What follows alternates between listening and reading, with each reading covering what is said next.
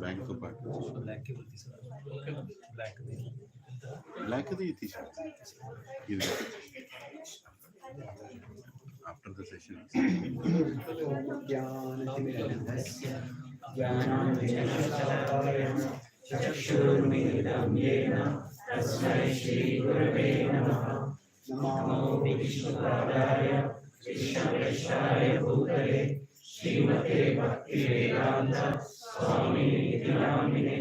नमस्ते सरस्वती देवे गौरवाणी प्रचारिणे निर्विशेष शून्यवादी पाश्चात्यदेशतारिणे वाञ्छाकल्पतरुभ्यश्च कृपा सिन्धुभ्य एव च पतितानां पावनेभ्यो वैष्णवेभ्यो नमो नमः।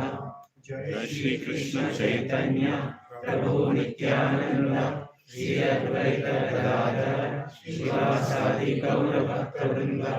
हरे Krishna Krishna Krishna Hare Hare Hare Ram Ram Ram Hare Hare. Hare Krishna. So today we are on the last day of our discussion on the Gopi Gita, and thank you for coming once again. So here, the gopis, in the previous verse we discussed how they said that even when you come, we are not able to see you. So please return. That is the mood. Please return, they are saying. And now there is pointing out the same thing you read in the beginning, that the contrast. Krishna, how can you abandon us? It's so unfair. Okay.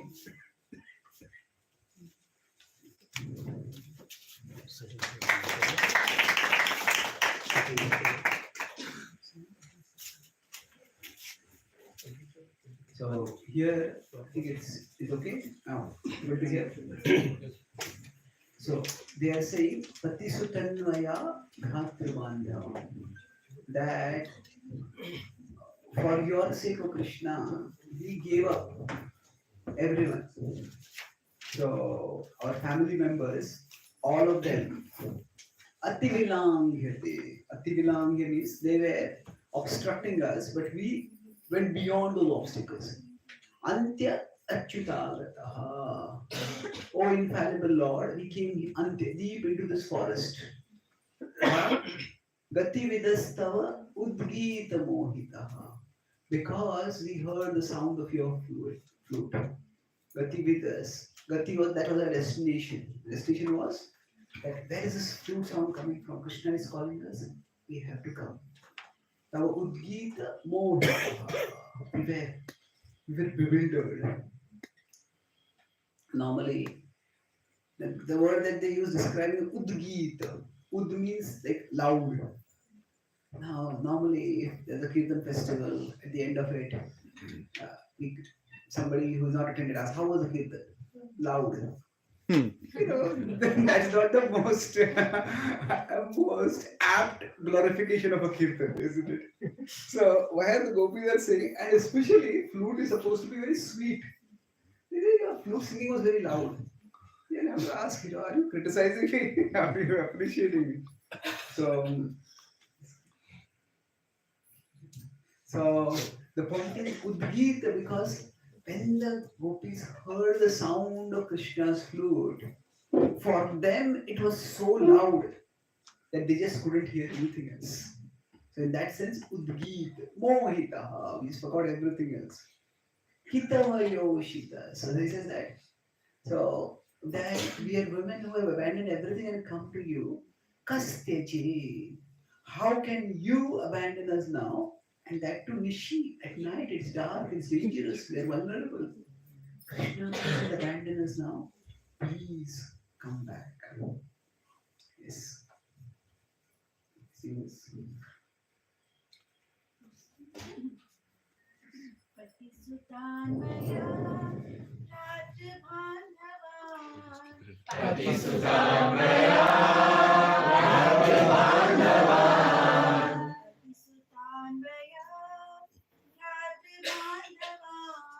Patisutanvaya Rajabandhavan.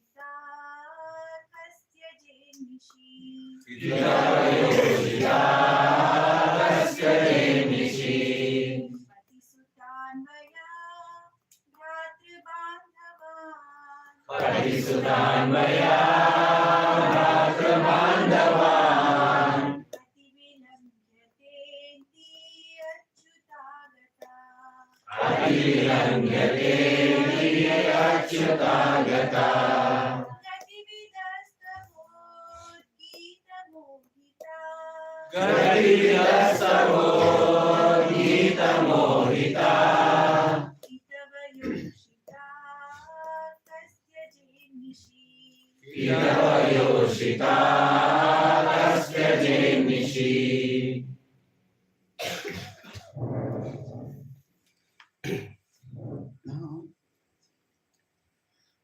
here the gopis are describing how they came to Krishna in this particular situation.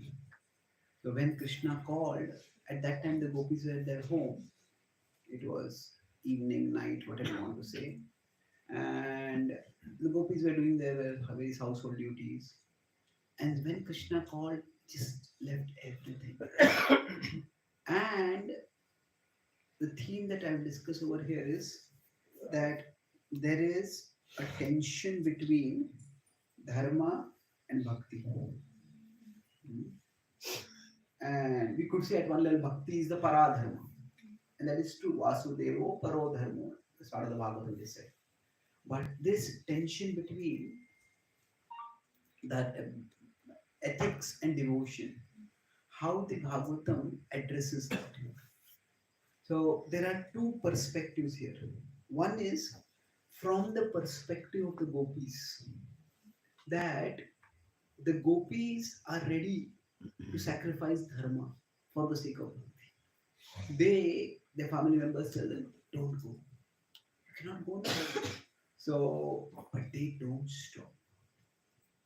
They don't stop, they go. And that is their glory. That is the glory of their surrender. Now, there is a significant contrast between, say, the gopis versus the Brahman Patnis. Now, in one sense, the situations are similar. Of course, you could say the gopis is even more dire. The Brahman Patnis, their husbands are performing those great yajnas. And at that time, they come to know Krishna's cowherd friends, Gopas. First go to the Brahmanas don't pay any attention when they ask for some food. Then they go to the Brahman Patnis. The Brahman Patnis, they say, not only will we give some alms, but we will take the alms with us. They consider Krishna to be so important. And that time, what happens is that their husbands forbid them, no, you can't go. You have to, it's not so much that they are not doing dharma so much. It is just that their husbands are doing something important. They say, you can't believe right now. But they are ready to disregard that and go to Krishna. Now there, Krishna tells them, you come, I accept your offerings. And they say, we have just come with our offering. We want to offer our life to you. We have come to you. Krishna says, I accept your offerings and I accept your heart. You can go back now. And they're taken aback, saying, Krishna, when a river leaves the mountain to come to the ocean, how can the ocean tell the river to go back to the mountain? As it is impossible for a river to go back to the mountain, it is impossible for us to go back. Krishna says that actually, to be with me, you don't necessarily have to be with me. If you are remembering me, if you are hearing about me, if you are chanting about me, then you will experience my presence in my heart, in your hearts. So kindly go back. They are disappointed, but Krishna tells them to go back, and Krishna goes. Then they go back. Now, so in the Brahman Patnis, they are opposed by a family. In that sense, this is the gopis are also opposed by their family. Now, Krishna tells them to return, and we will see that Krishna tells them also to return. Isn't it the first thing that happens when the gopis come? As Krishna says, Krishna, please, gopis, it is nice to see you here. Have you come here to see the beautiful night? The forest is so attractive now. Now that you've seen the forest, you're seeing the beauty of the moon, now you can go back. And the gopis, they are taken aback. They're shy. They start moving their toes along the ground, making some markings on the ground. They don't say anything, but their heart's desire is clear. And Krishna says, Krishna in fact gives a discourse on dharma. It is important for you to be with your family. And the gopis are like, yeah, that is all right, but Krishna, you are our ultimate family. You are our life. You are our heart. So then the gopis stay. And actually, Krishna is pleased with the gopis.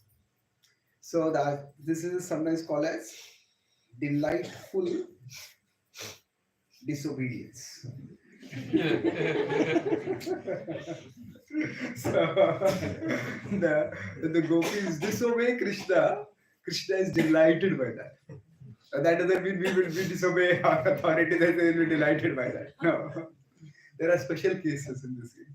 Sometimes Nityananda Prabhu would be told by Chaitanya Mahaprabhu, you don't come to Puri every year. You stay in the Bengal area and you do preaching over there. And every time Nityananda would nod his head and then he would come. And when Mahaprabhu would see, Mahaprabhu would be pleased. So here you may have heard about this hierarchy of the 3 levels of servants. So there is the 3rd level. In India, the word 3rd class has a particular connotation. So the 3rd level is they outright disobey the instruction. The 2nd level, this is the 2nd level is they obey the instruction. But the 1st level is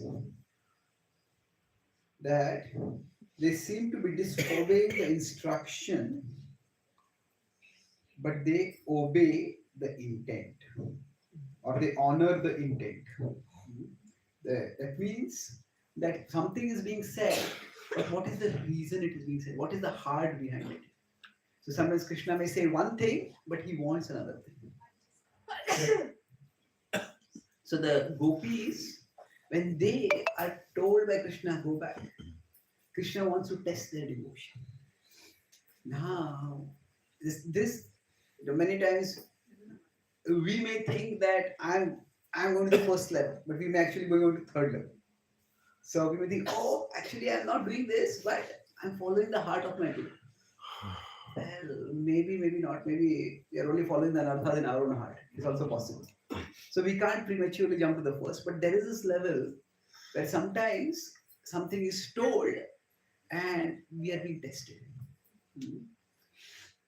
So Prabhupada, for example, said that my Guru Maharaj, he told in around 1970s, he told his disciples that my Guru Maharaj told me to preach in the West, and I had done that. Now it is my desire to preach in India. And just as I assisted my Guru Maharaj in fulfilling his desire, you assist me in fulfilling my desire. Now, does that mean that Prabhupada is no longer fulfilling his Guru Maharaj desire of preaching in the West? But Prabhupada was a visionary. And he understood that his Guru Maharaj didn't just want to have some, just go and give some talks in the West. He didn't just want to open centers in the West. He wanted people to become Krishna conscious. And he felt that it was in India that the spiritual culture was still there.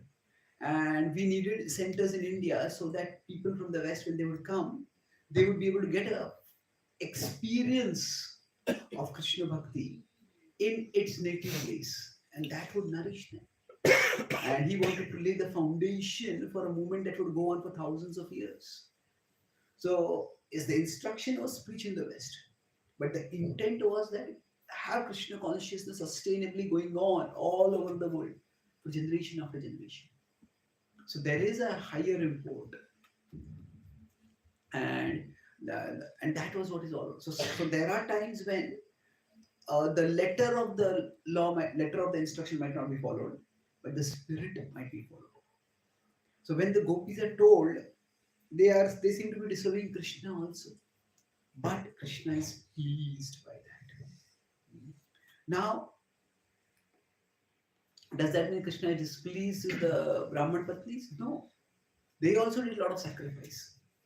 And Kavi Karnapur explains that Krishna also follows, broadly speaking, he honors the conventions of the time. So he says, Krishna had appeared apparently in the Vaishya family. They were Brahmanas and they were already married. So Krishna did not want to disrupt society over there. And moreover, they're not exactly in Vrindavan. They were on the outskirts of Vrindavan, in between Vrindavan and Mathura. They were more of Mathura Brahmanas. So, but when they went back, still there was some danger for them. That they had disobeyed their husbands. And it was not just that their husband wanted some casual chores to be done at their home. This important yajna was to them. But Krishna protected. How? What happened was that when they came back, they were apprehensive. What are our family going to say? But actually, their family honored them, and they said that the Brahmana said, "Diktam," and we are condemned that we didn't go to Krishna when Krishna called. So how did their husband has such a change of heart? So he described they went on with the yajnas. They felt that without our wives, how will the yajnas go on?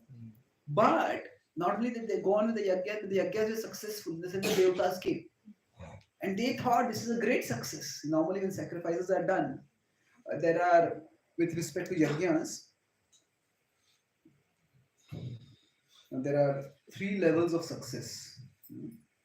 One is that just the sacrifice is completed. That itself is a success because sacrifice is a difficult activity and often there are vyatyay. So if a sacrifice itself completed, that itself means that we have got the blessings of the Lord. That's how we are able to complete the sacrifice. So we could say that we complete the Gopi Gita today, that itself is one success. This is the completion of something is a success. Now, if along with the completion, sometimes there is a partial visibility of the gods. Partial visibility means that maybe the Brahmanas get to see the Devatas. Like when the Devatas along with Brahmaji go to Vishnu. Now when they pray, sometimes Vishnu appears and is visible to them. Sometimes Vishnu speaks as a voice within Brahmaji's heart. And then Brahmaji conveys the message to us. So even if the Devatas become visible or accessible to one person, that maybe the head priest over there or some priest over there, that's a success. But if there is visibility for everyone, that is considered to be like a smashing success. And in that yajna, that's what happened. They all could see the Devatas. said, oh, it's amazing, the yajna is successful. But then the Devatas told them, what have you done? He said, Krishna is our Lord, Krishna is Yajneshwar. How did you forget that? He says, your wives are much wiser. And amazingly enough, the Devatas told them, we came here not because of your sacrifice, we came because of your wife's sacrifice. So, the wife's sacrifice was not that they were offering the ahuti, helping their husband offer the ahuti in the yajna. The wife's sacrifice was that they put aside their husband's words and they went to Krishna. So that's why we have come. But at that time, their husbands understood their mistake and the glory of their wives. And that's why when they came back, the wives came back, their husbands respectfully welcomed them. So the point is that the wives were ready to give up dharma. But Krishna arranged that dharma was not disrupted. Neither their husband's yajna was disrupted, nor was their relationship disrupted. So, in that sense, this is the mood which will come in the Bhagavatam. Quite often, dharma is transgressed for the sake of bhakti, but at the same time, dharma is also honored in some way. Dharma is also preserved. So now, how exactly that can be done? That is a tension, but that is the mood of the Bhagavatam. Now, in this particular pastime, there are multiple levels. The gopis were forbidden to go. At that time, they went. Now they went and they had no plan B. What is going to happen to us? They were ready to take quote social ruin. But towards the end of the same series of verses, or rather, the end of this Ras Panchadhyaya is described that Krishna arranged that just like in the Ramayana, there was Sita and there was Maya Sita. So Maya Sita was somebody who was just like a look-alike of Sita, who was actually abducted by Ravana. And the real Sita was with Agnidev. He is honorably protected over there. And there's a whole backstory of she being Vedavati and everything. But like that, actually what happened was the gopis, they came to Krishna, but there were Chaya gopis. They were the look-alikes of the gopis who stayed with their family. So what happened was the gopis thought that we have rejected our family members and we have come. And that's what actually happened. But the family members thought that, oh, they wanted to go, we told them not to go, and they didn't go. So that's why when in the morning, early morning, the gopis came back at the end of Ras Panchadhyaya, they came back to their homes and their family thought, oh, they're also just waking up from the home and just coming out. So they didn't realize what had happened. So the point is Krishna protected dharma for them. And in general, as devotees, as much as possible, we try to manage the balance of dharma and bhakti. Now, in exceptional situations, sometimes dharma may have to be given up for bhakti. But that shouldn't become the norm. And it shouldn't be something which is done very nonchalantly. That should be done very, very carefully. So, in general, for the welfare of society, dharma is important. See, when Krishna comes to this world, his purpose is dharma samsthapanarthaya. It is not bhakti samsthapanarthaya. Now, bhakti is talked about in the next verses. So, if you consider Krishna's purpose of descent,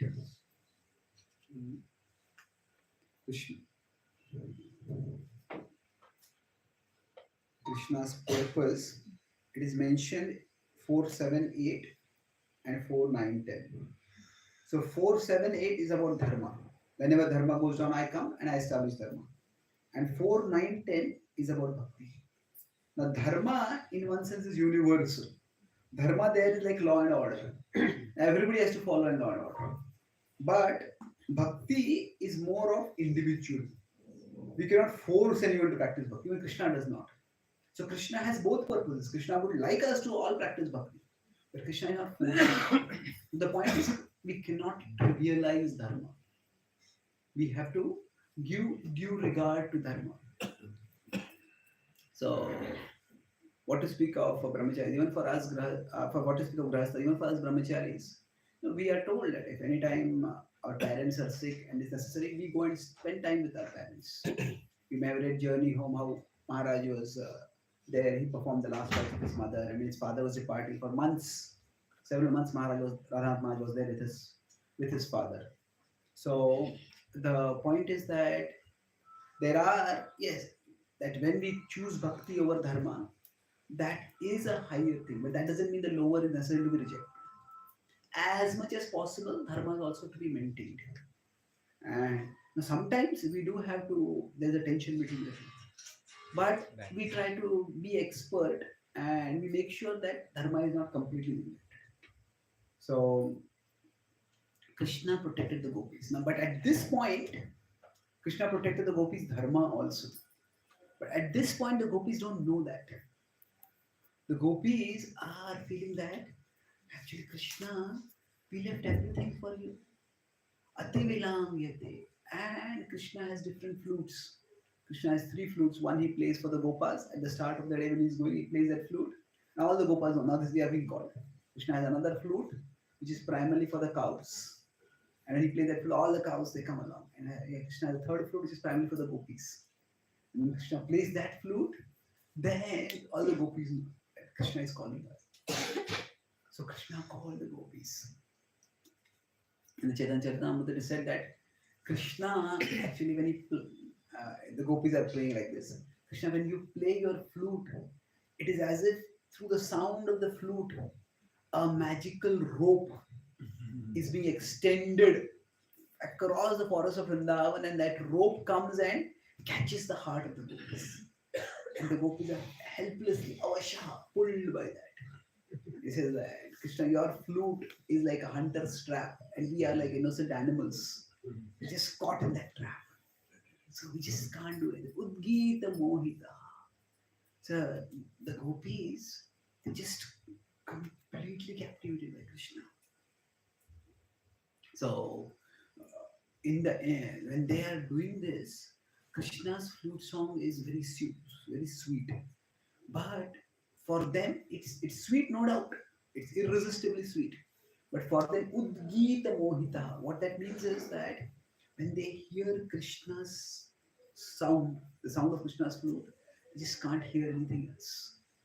There may be other sounds, but they can't hear it at all. Because of their love for Krishna, their attention is so completely tuned to Krishna that everything gets blocked out.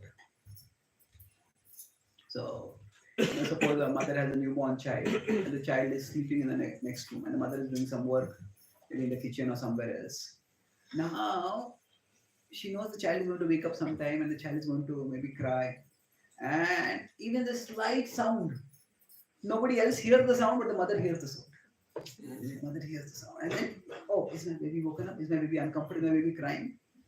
Now, for most people, the attention that a mother gives to the baby, they give to their cell phones.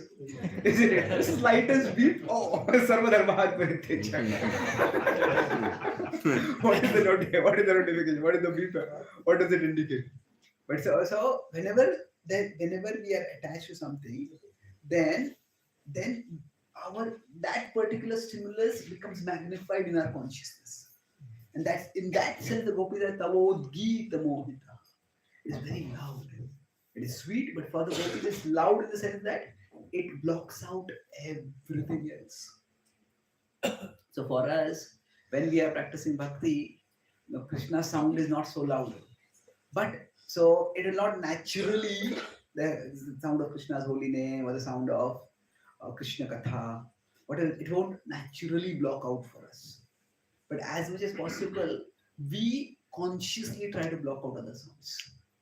As much as possible, if we want to immerse ourselves in Krishna, we block out other sounds. And when we block out other sounds, so that we can focus on Krishna. So in the Radha Gopinath temple, for the first time, when there's Radha Maharaj with the proposal that we will have an air conditioning. So that was India air conditioning was not that common, and at that time, at least in Mumbai, air conditioning inside temple was unheard of. So I don't know, now maybe it is common everywhere. In America, it is common, it may be common, but at that time it was unheard of. So many devotees said, Maharaj, why do we need air conditioning inside the temple? So Maharaj joked and he said that, those who want to come for class, they will come in time just so that they can be in the air conditioning. but then he joked and he said, seriously, he says, we want devotees to not be uncomfortable when they are hearing about Krishna. So we want to, so heat is an inconvenience. And if that sound can be blocked out, the physical inconvenience can be blocked out, we don't have natural absorption in Krishna. But anything that is causing a distraction, we try to minimize that. So that way, wherever it is possible, we try to increase our absorption without udgita mohita. They are saying that mohita. Prabhupada himself, now Maharaj is following Prabhupada. Prabhupada said that when he came to Mayapur, if you go to the Mayapur premises, there is the small hut where Prabhupada was staying. And Prabhupada told his disciple that for us, we can all stay in this hut like this. But he said, people who are used to comforts won't be able to come and stay here. Now, we want people from all over the world to come and be comfortable with it. And for them, we are building all this. So the idea is, comfort can, if it becomes an end in itself, it can be a distraction. Because there is no end to how much comfortable we want. Okay, I have a chair, but the chair is not comfortable enough. I get a comfortable chair, then we say, can I get a massage chair also over here? So, if comfort becomes an end, then there is no end to it. But if comfort is a means to some end, then that's not wrong. So, we can shut out the external noise in whatever way we can so that we can focus on Krishna. Tava udgita mohita. So, there was this question about if some devotee's family is not practicing bhakti and they obstruct the devotee practicing bhakti. And should they speak untruth so that they can come to satsang? Well, as much as possible, dharma should be preserved. Now, what does that mean? That means that it shouldn't be that we neglect our family responsibilities and come. Now, after we have done our family responsibilities, whatever they are, then if even after that there is some restriction on us, then we have to assert our space. That if some, so that means I think last time when I had come, I had done this. There is our Krishna, I, and the other. Had I done this last time when I had come? No. Okay, so basically, this is our relationship with Krishna. This is our relationship with other person. Third, their relationship with Krishna. So our relationship with Krishna, we can say, is bhakti. Our relationship with our family is dharma.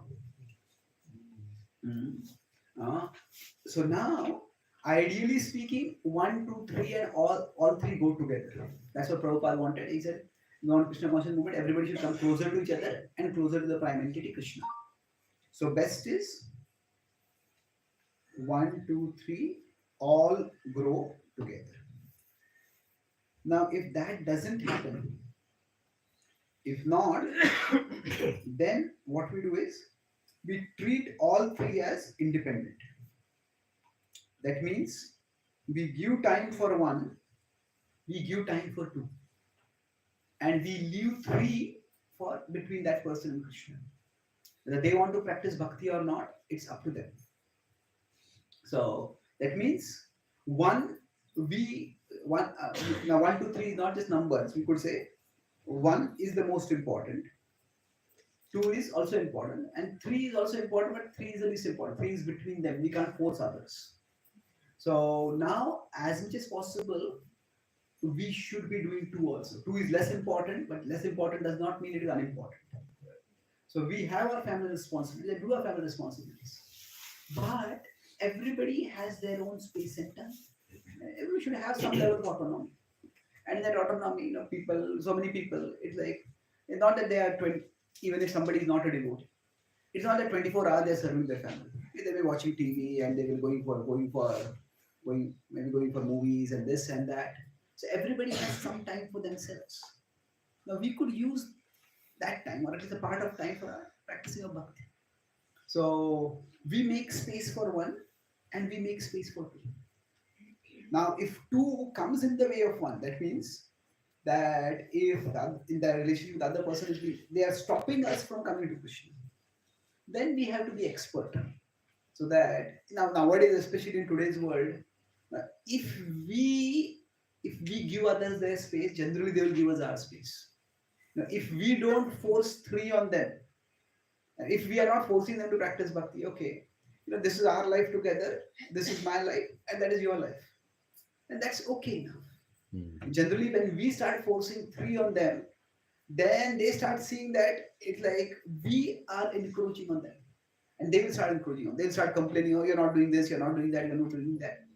But in general, if we are, so in one sense, we think that this is bhakti and this is dharma. This is also a good vision. But earlier I talked about how there is immersive bhakti and there is inclusive bhakti. So even our taking care of our family is not just dharma. That is also bhakti in one sense. Because in many ways, it is how we behave with them is going to shape for them whether they connect with Krishna or not. Yeah. Isn't it? If we become negligent and irresponsible in our family responsibilities, then our family will start thinking, oh, it is because of their bhakti they are doing like this. And then they think, why should I practice bhakti? Then they say, even I will not practice bhakti, even they should not be practicing. They will start thinking, we should also not be practicing bhakti. So it's our service to them that through which we are creating a positive impression there. And they will come to bhakti. It may take some time. So in general, in the world, we should not be certainly nonchalantly neglecting dharma for practicing bhakti. Prabhuji, I have a question. Yeah. Yes, can I just complete this point? Right? So, I was. There are some devotees whose preaching scares me. They think they're very strong preachers, but I don't know what they're strong about.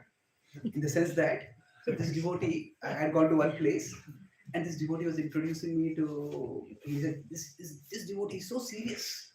He said that he's so serious. His wife was not ready to become a devotee, so he divorced her. I was shocked. I said, first of all, divorce is a painful thing. That's not something to be trumpeted. And anyway, even if that has happened, so is it that somebody is not practicing bhakti? That's the reason to divorce them? Obviously not. No, you should be able to create some space. And then, I didn't even know him. I was wondering whether he tells everyone that this is the standard of serious devotion.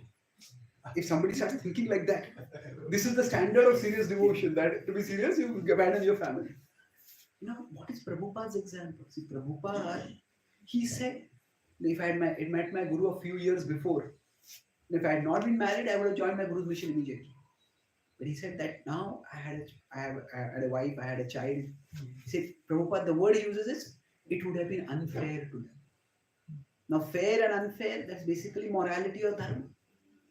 So now Prabhupada, sometimes we demonize Prabhupada's wife. Now, Prabhupada's wife was not a non-devotee. She was a pious person. She also did deity worship, but she didn't have the missionary spirit that Prabhupada had. So Prabhupada did his family responsibilities. And then, when he was beyond 50, at one particular point, he decided to renounce his family. So certainly giving up dharma for bhakti, if it has to be done, it can be done, but that has to be done very carefully. And if somebody is entered into a grahastha ashram, then it's important that they complete the grahastha ashram. They do the responsibility. So that is not a sign of seriousness of bhakti. That is a sign of a serious misunderstanding of bhakti. So we need to maintain our family integrity. Yes, bro. So Prabhuji, you said Krishna told the gopis and also the patnis, dharma is important, so you go back. So dharma is more important than bhakti. So in this, should it be more? No, now I don't know whether Krishna said that dharma is more important than bhakti. Krishna said dharma is important, therefore you go back. Krishna said, you have come here, I'm satisfied, you go back. Yeah. So does Krishna say anywhere the dharma is more important than bhakti? I don't think he says that. What he says, you come here, I'm satisfied, now you can go back. Okay. So Then, okay, in that case, you said take care of your family and then come. That means you are taking care of dharma first and then coming here, right? Shouldn't well, that be? I don't think that's the inference over there. It is that they had come to Krishna, that means they had already doing bhakti. They had prioritized bhakti. They're going back, that means take care of dharma. So Krishna said, I will be with you in your hearts. When you speak about me, when you hear about me, when you discuss about me, I'll be with you. So Krishna, it was not that Krishna told them to give up bhakti to go back to dharma. See, when they went back also, Krishna had arranged that their husband respected their devotion. So they could continue their bhakti also peacefully. So it's not a rejection of bhakti for dharma. It is that it is a harmony of both. Is it clear? In our case, for example, like we have to cook and then come, right? So that means you're taking care of dharma first and then coming to the class. I don't think it's it's not a competition like that. No. Certain things just have to be done. Yeah. And now some things are, how should I put it that? See, ultimately some things may be the most important, but circumstantially some things may be more important right now, isn't it? That's why we talk about the quadrant of urgent and important. There may things which are important but not urgent, and things which are important and urgent. So my understanding is sometimes circumstantially some things become important. So we need to do those things. And in Mumbai, the Bhaktivedanta hospital had been started. So then all of the doctors were very serious devotees, and they started the hospital. So then Radhanath Maharaj told them that for the proper operation of this hospital, all the devotees should act in the mode of goodness, irrespective of whether they're below it or above it. Above it means what? If a surgeon has to do some surgery, and a surgeon says, today is Bhagavatam class, I want to go for Bhagavatam class. No, Bhagavatam class is important, but if you do surgery, you have to do the surgery, isn't it? So now you could plan in advance so that you don't schedule surgeries that may clash with the Bhagavatam class. That's okay. But if somebody has emergency duty, then you have to do that duty. So and it's not so simple that we are saying dharma is more important than bhakti. It is that both of them have to be balanced, and sometimes dharma has to be taken care of, and then we get to practice bhakti. Sometimes we prioritize bhakti. So it is adjustment. And one last question. At the end, Krishna says, Sarva Dharman Parityancha. How do you understand that? Well, that is a complicated verse, but I mean, on Gita Daily, I think there are 50 articles on that verse or more, but it has many different meanings. But essentially, the word dharma over there is referring to Arjuna's specific conflict. Arjuna's conflict was: should I do my Kula dharma and protect my family, or should I do my Kshatriya dharma and fight? And Krishna is telling you have your ideas of what is dharma. Put that aside and just do what I tell you to do, and I will take care of it. So it's more like, say, to give a contemporary example of this. Say, if I employ a software company, is a part of two teams, and both team leads want that person to do something. Should I do this or should I do this? Which project should I do? That person has a dharma sankat. Now, say that person has some contact with some CEO or some top person over there. And then he asks the CEO, what should I do? He says, okay, you do this project. And then what about that guy? He says, aham toam sarva papebhyo mokshesha. So, I'll tell that, I'll manage that. If you're doing this project, the other person is unhappy, I'll manage that. So, Arjuna does do his Kshatriya dharma at that time. So, but he's not doing that Kshatriya dharma thinking I'm a Kshatriya. He's doing it Karishye Vachanam Tava. He says, he's thinking that I am a Bhakta and I'm doing the will of Krishna. And the will of Krishna happens to be that I fight the world. Thank you. Sorry, don't want to extend, but I was just remembering something in the Yatra Prabhu Maharaj told, maybe a little related to what this is. He was telling about Chaitanya Mahaprabhu. He brought Jagannath Prasad, and at that time Sarvama Bhattacharya, who was a very religious and perfect dharma following person, he comes to his house. But at that time, Sarvama Bhattacharya did not take bath. And as soon as the door opened, Mahaprabhu gave the prasad to him and immediately honored it. And Mahaprabhu said, you have finally fulfilled, the reason of my appearance, like that. You have understood the purpose of dharma. Like, Okay, yeah, that's a good incident. So my understanding of that is yeah. that because okay, most of you know this incident. Basically, normally we don't take prasad before we are clean, but Mahaprabhu took the prasad. Mahaprabhu gave the prasad, and Sarvabhaumata took it immediately. So was it exactly dharma being given up for bhakti? You could say that, but my understanding is that he was Advaitin, and because Advaitins don't accept the personal manifestation, so in their tradition, the power of krupa, of mercy, is not there so much. So in their tradition, the idea is we have to rigorously follow the rules, and by rigorously following the rules, we'll be elevated. Ah, So that's why they are in many ways they are quite strict about following rules. Not all Advaitins are, but their idea is that it is rigorous following of the rules that is all important. That will elevate us. But when he gave up the rigorous following of the rules to accept prasad, what it means is that he was exhibiting faith in the power of mercy over rules. So it is not exactly dharma over bhakti. It is more of krupa over rules or niyam. That's the point of that. thank you. Thank you. Thank you. Thank you. So let's recite this verse once again and then we'll move forward.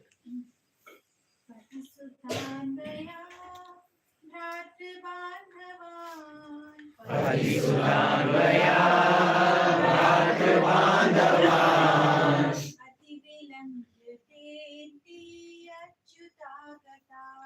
Ativilanjate Achyutagata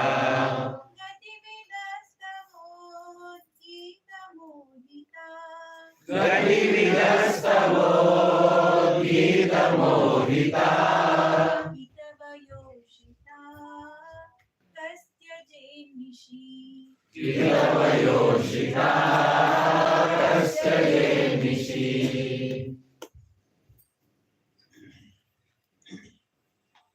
Rahasya Samvidam. The Gopi are continuing their call for Krishna. Now, Rahasya Samvido had come earlier. That is one of the things which is deeply impressed when some words are spoken, words of affection are spoken in private. That is something which is very deeply touching to the heart. So, Rahasya Samvidam Ruchayodayam. So, it is actually triggering, it is being remembered by us in our hearts, it's triggering longing in our hearts. Prahasitananam Prema Vikshanam. Your beautiful smiling face, Prahasit, gentle smile. Right? And then Prema Vikshanam, your loving glances. Bruhad Urashriyo, he says, your broad chest with the mark of Srivatsavadil. Vikshadhamate, that is actually, your broad chest is actually the abode of the goddess of fortune. Muhur Atispruha, as we remember all these things, Atispruha, we remember this Muhur again and again. And that is triggering a very strong real Muhiyate Mana. And by that desire, our mind is being deluded. We are not able to think clearly. We don't know what to do, Krishna. Only you can save us, Krishna. Please return. Yes. Rahasi Samvidam Vichayodayam Rahasi Samvidam Vichayodayam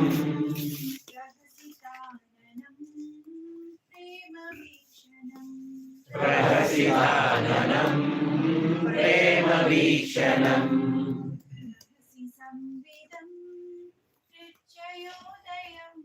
Rahasi Samvidam Vichayodayam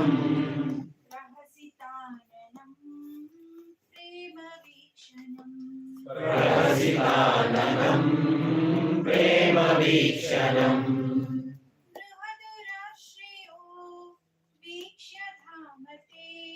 Brihadurashriyo Vikshadhamate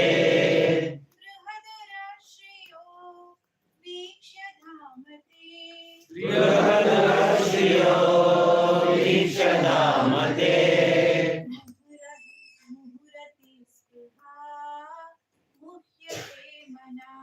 Murati Spriha Muhyate Mana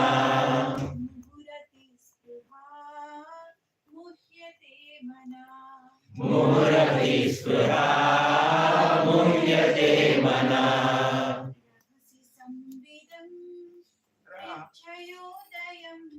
Rahasi samvidam nichayodaям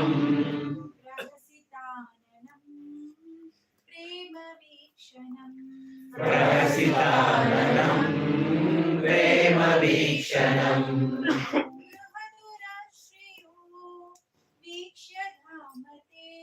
Gururashriyo Vishadamate Murati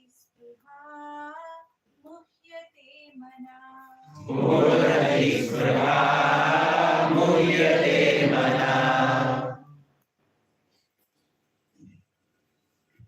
So we talked earlier about the power of desire and how while bhakti,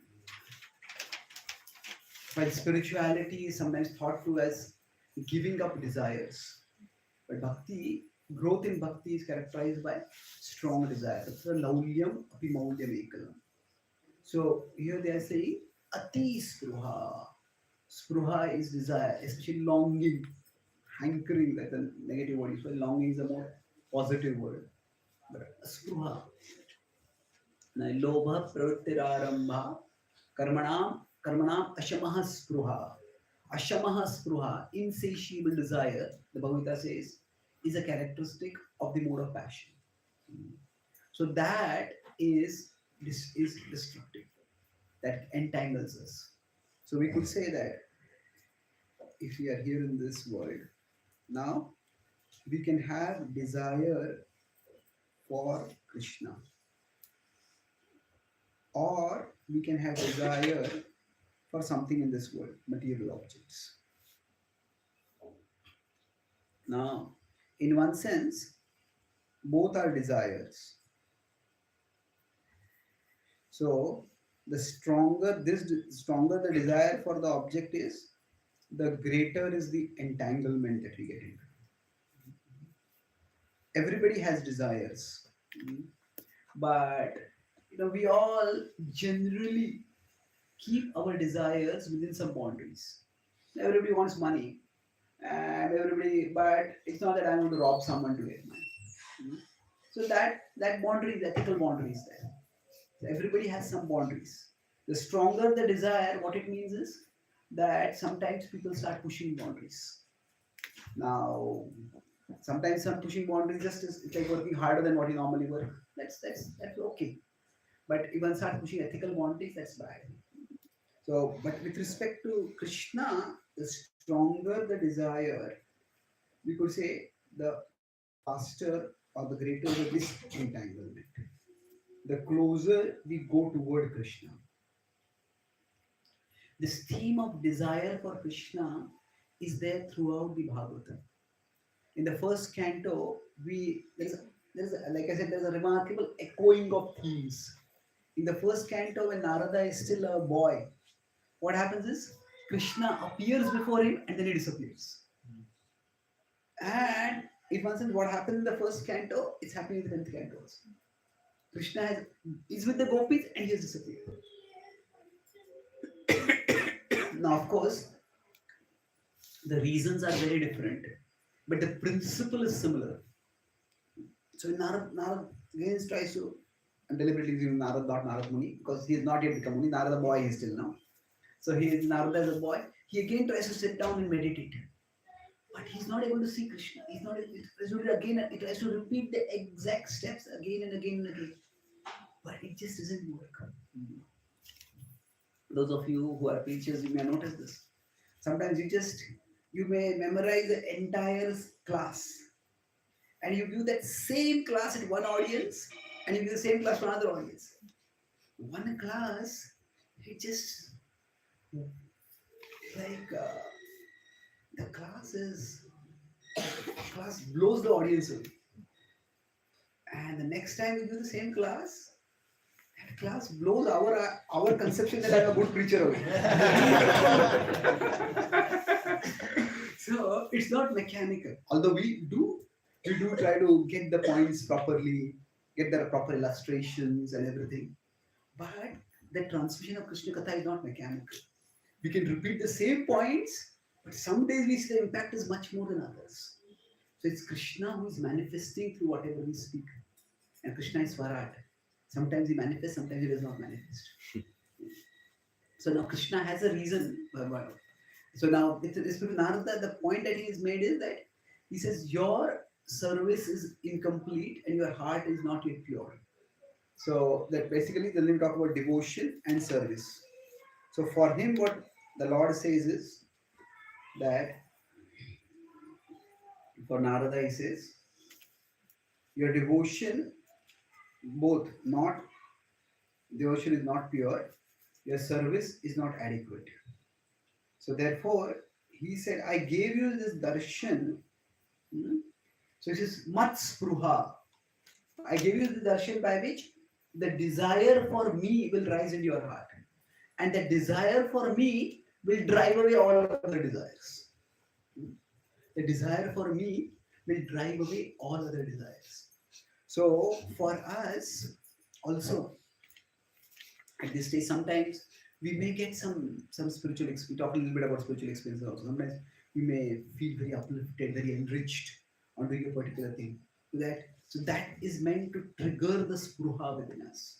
So for us, whatever, if I consider, say, if I use this word, spiritual sense object. Normally think of sense object as material, but what do you mean by spiritual sense object? It's an object that is perceived through our senses, but it reminds us of Krishna, it's spiritual. So it could be a picture of the deities, it could be a particular kirtan recording, it could be a particular class. That's a spiritual sense object. So for us, we will find that there are certain spiritual sense objects that trigger desire within us. So we hear some class and I just want to hear more and more. So if that happens, then we need to treasure that spiritual sense object. Maybe if we like a particular kirtan, keep it close to us. Hear it again and again. We want to show Krishna that I treasure the desire for you that you have given me. And I want this desire more and more. Now for the gopis, of course, they have a very direct personal relationship with Krishna. And that's why they are describing very vivid personal attributes of Krishna. So they start in this particular verse with that Rahasi Samveda, that Krishna, the word that you spoke in private to us, those are forever replaying in our hearts. And we are remembering them, we are longing to hear your voice again, longing to be with you again.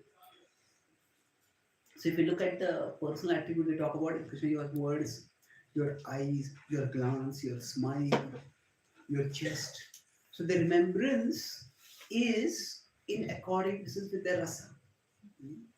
Their rasa is Madhurya rasa and they are remembering Krishna accordingly.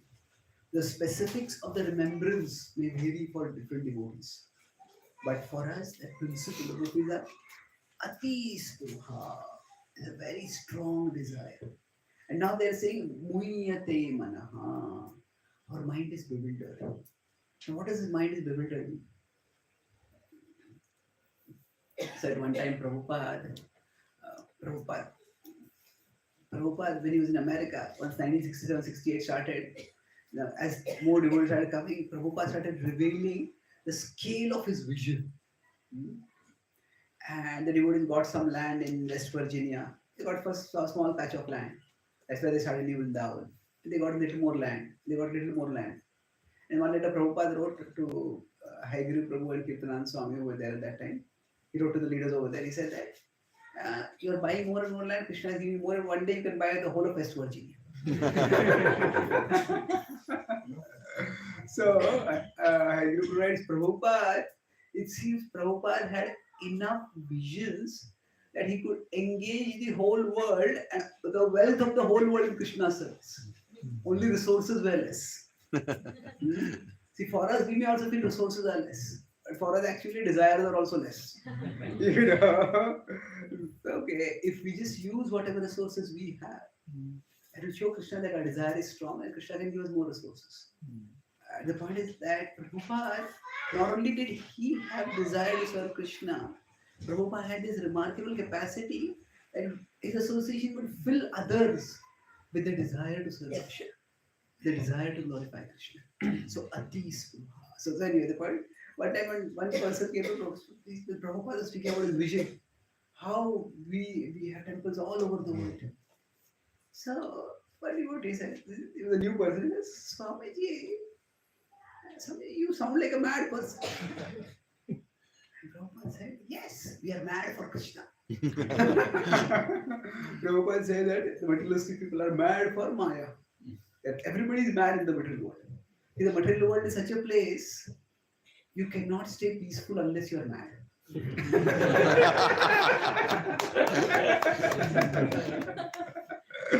What happens is, the material world is a boring place, it's a distressing place, it's a troubling place.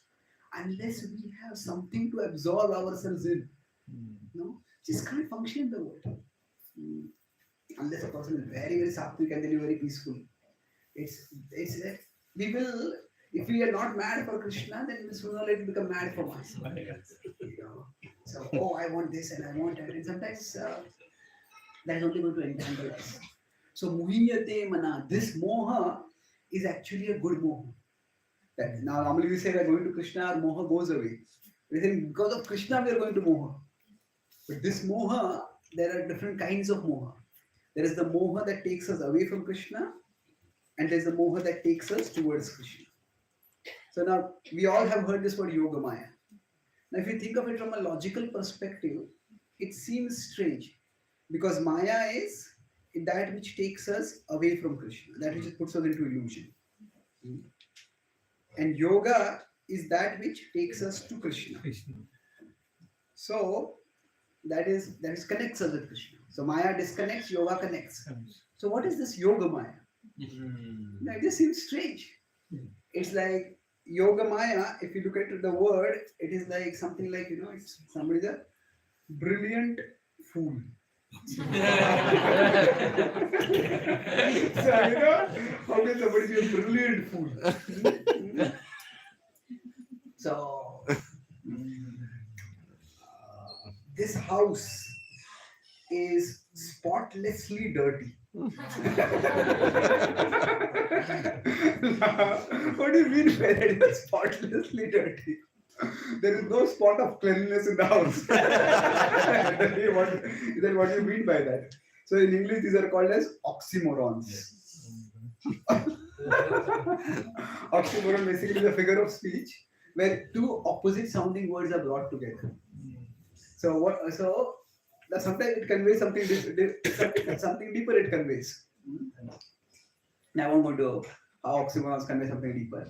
But the point is, Yoga Maya is also an oxymoron. What it means is that normally illusion disconnects us from Krishna.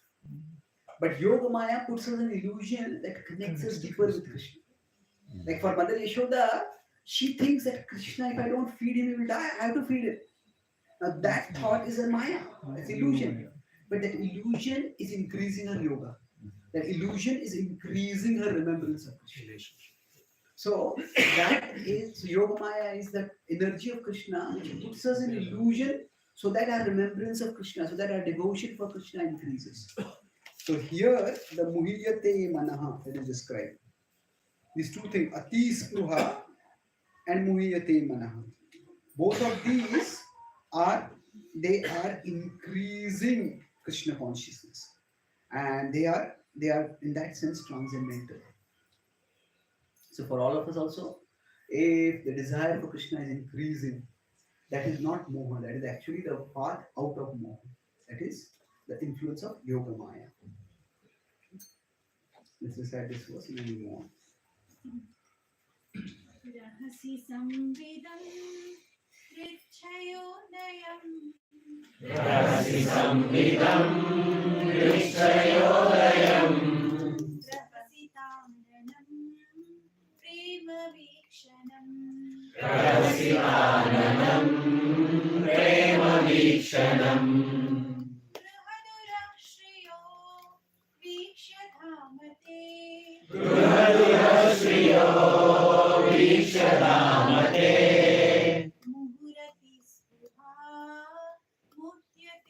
Vrajamana. Muralisvriha muhyate mana.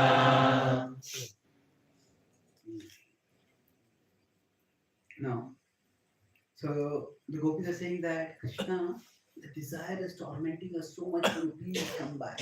That was the mood. Then Rajavanau Kasam Yaktirangate. So we're saying the Rajavanau Kasam, there are various living beings in Vrindavan. The gopis, they're in Vrindavan, they're observing the plants, they're observing the small animals that are there. They are the honeybees which are moving on the lotuses. Rajavanau Kasam. So they are saying that not only are we in distress, but that everyone is in distress. Vyaktirangate. When you manifest in your form, in your Vyaktirangate, you manifest. Vrijinantriyalam, that your manifestation on the Hantri will destroy the distress. And it will bring Vishwamangalam. It will bring auspiciousness to the whole. Tyaj manakchanas tatspruhat manam. So he says that tatspruhat manam, that for you, the desire is very much in our hearts. So first they are saying, Krishna, your appearance will bring auspiciousness for not just all when the Vivasis, they are in distress, but for the whole world it will bring auspiciousness. And then they say for us, tatspruhat manam, that there is intense desire within our heart for you. Swajana Rudrajam. So they are saying, Krishna, this is like a disease, Rudrajam. It's like a disease. Swajan means we are your people. Yan Nishudanam. Krishna, your appearance will release our heart from the disease that has infected us.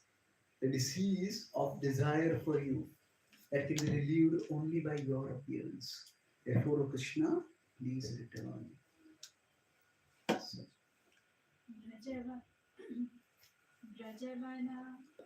Vrajavanaukasam Vyaktirangate. Vrajavanaukasam Yaktirangate. Vrijinahantralam Vishwamangalam. Vrijamangalam Vishwamangalam. Vrajavanaukasam Vyaktirangate.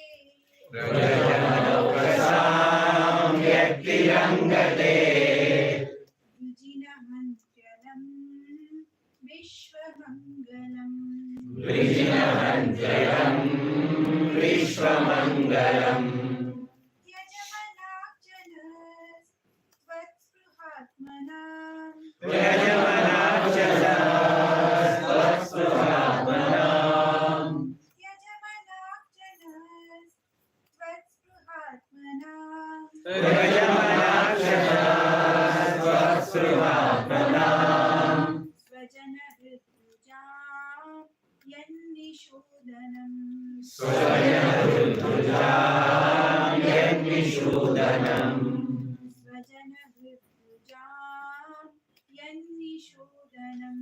Svajanarudrujam Yannishudanam. Rajavanaukasam Vyaktirangate. Vrajavanaukasam Yaktirangate. Vrijinahantralam Vishwamangalam. Vrijinahantaram Vishwamangalam. Yajamanachanas Vatspruhatmanam. Vrajavanachanas Vatspruhatmanam. Svajanahritujam Yannishodanam. Svajanarudrujam Yannishudanam. so here the gopis are saying that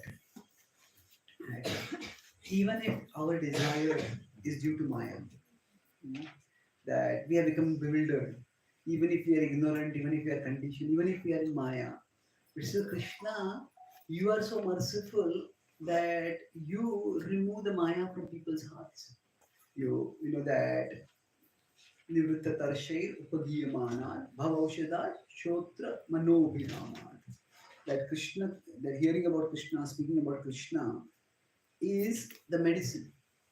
So the Rudrajam, the heart disease. Yesterday I talked about this word, the verse, the last verse of the Raspancha Adhyaya. There also the same thing comes up where it says Rudrogam Ashu Apahinoti Achirena Dhira. So Rudrogam, Rudrajam, essentially means the same thing, disease.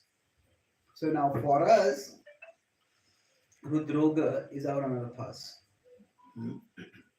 For them, for the gopis, this is for us. For the gopis, their Rudrajam is actually their longing for Krishna. Now, anarthas means longing. It's for everything other than Krishna. So, the word anartha, it has many different meanings. Anartha means, artha means value also. Anartha means that which has no value. So we are longing for things which ultimately have no value. That's anartha. So the gopis are longing for Krishna, but it's interesting that for both of these, the cure is Krishna's manifestation. For us, when Krishna manifests in our heart, our longing for the things in this world will go away. Because Krishna is so enriching.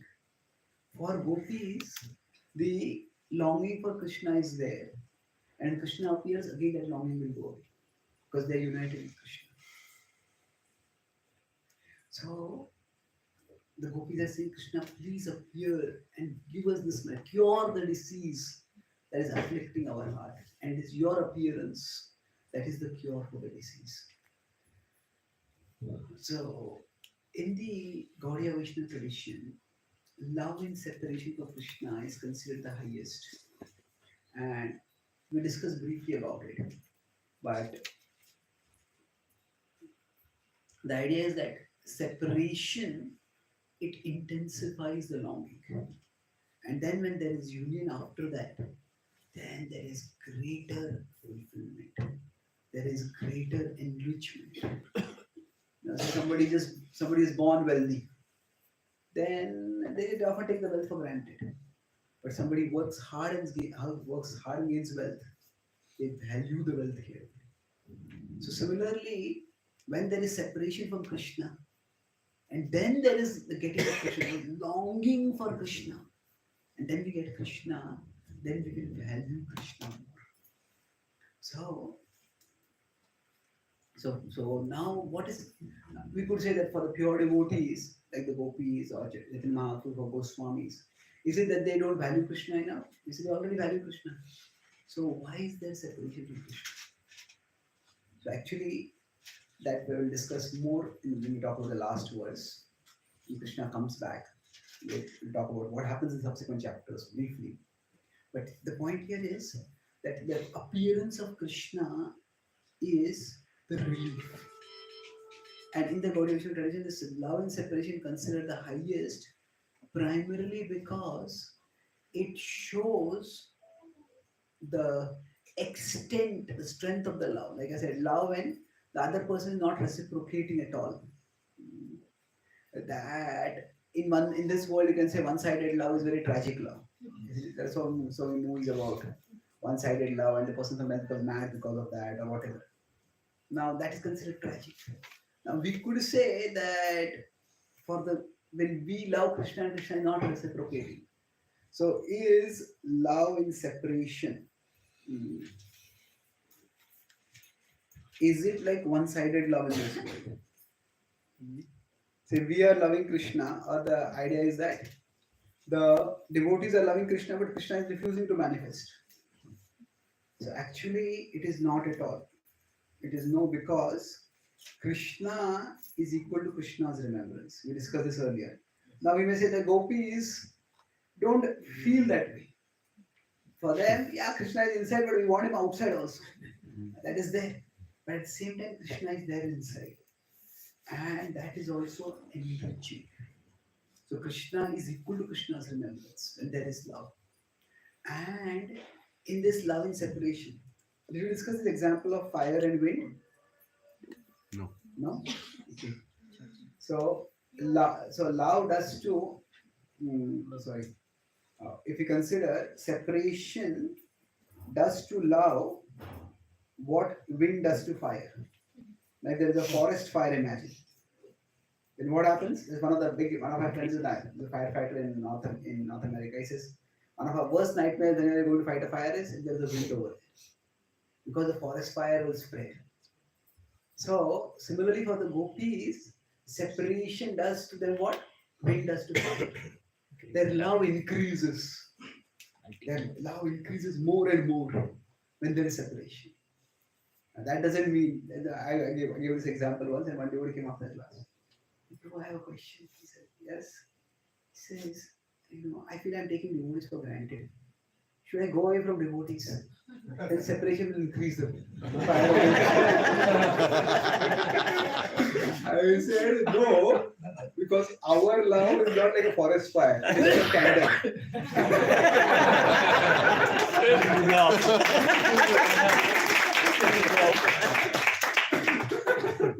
If wind comes, then candle gets extinguished. So for us, separation is not healthy. we need to bring the association. We need to be as close to Krishna as much as possible. It's a very advanced stage of Mohiya Premana, all this Yogamaya. But for the gopis, and they are saying this, see, for us, union with Krishna is the cure for our forgetfulness of Krishna. For us, see that although both we can say conditioned souls are in distress and the gopis are in distress, but the cause of the distress is different. For us, it is forgetfulness of Krishna, and for us coming together with Krishna, that will remove the forgetfulness.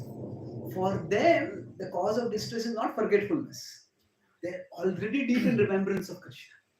Like the gopis are so advanced that they sometimes practice yoga to forget Krishna. They say that we have heard that actually the great yogis, when they are agitated by desire, they practice yoga and they calm their mind. So they say we are agitated by desire for Krishna. So we'll calm our mind by practicing yoga. And they'll sit down to practice yoga. Now they're sitting and one of them suddenly remembers Krishna. And one of them say, Krishna did that. And they all started, yeah, but he did that also. He did that also. They all started talking. Hey, what happened to yoga? So they become yoga bhrashta. But when we become yoga bhrashta, we go away from Krishna. And they become yoga bhrashta to go closer toward Krishna. So that is their level. That spruha that is there. So they are saying that Krishna for us, our longing is a problem. And the only way that longing will resolve is if you return. So please return, Krishna. Yes, can you sing this?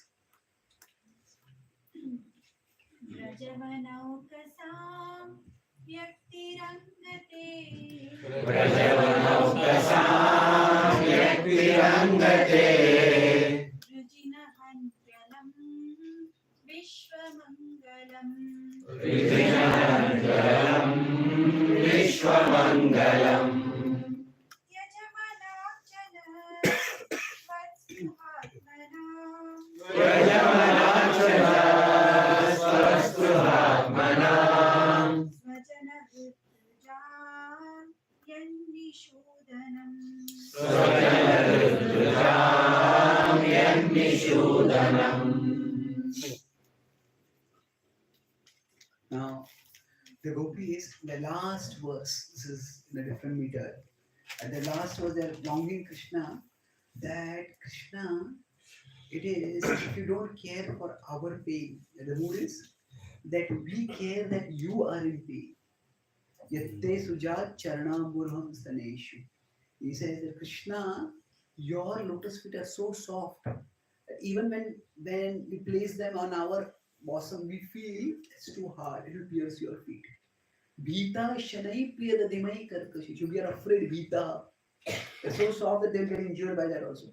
But we are thinking that you're going in the forest and you're filled with fear. What will happen to your feet? Dadimai karkashishu. That Krishna in the forest, there are so many twigs, there are pebbles and thorns. Tena tavim asatasi. Yatate. Yatate means we are agitated, we are disturbed, we are afflicted. We are afflicted because, so even if you are angry with us, and even because of we have done something wrong because of which you have gone away, but still, you have gone away and you are going away to the forest in the dark. That will hurt your legs. And Krishna, we can't bear that. They kings with. We just don't know what to do. Kurpa dive brahmati bhavad ayushyam. Bhavad ayushyam. My dear Lord, you are our life. You are life, taking care of you and serving you, comforting you. That is our life. So Krishna, please return. Yes, yes, yes. It's a good one. यस्ते Sujat चरणामृहं स्तनेषु यस्ते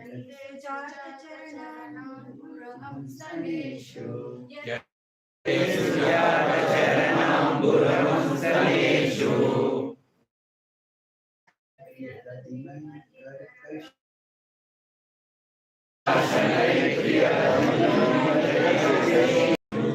Tena tavim atasitat yathate kim sve.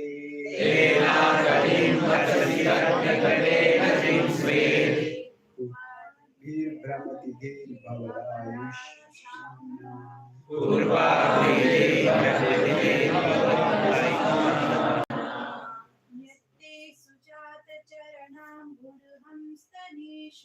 यस्ते Sujat चरणामृहं स्तनेषु नीताशनै प्रियतधीमहि कर्कशेषु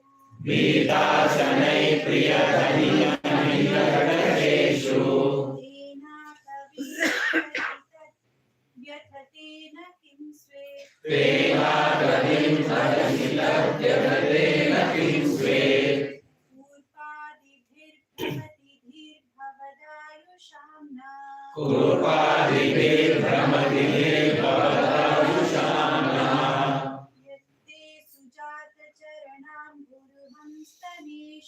यत्ते सुजात चरणाम्बुरुहं स्तनेषु नीताशनै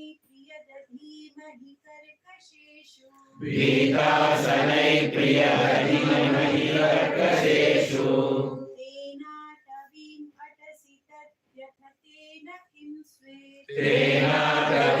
अटसि तद्व्यथतेन किं स्वे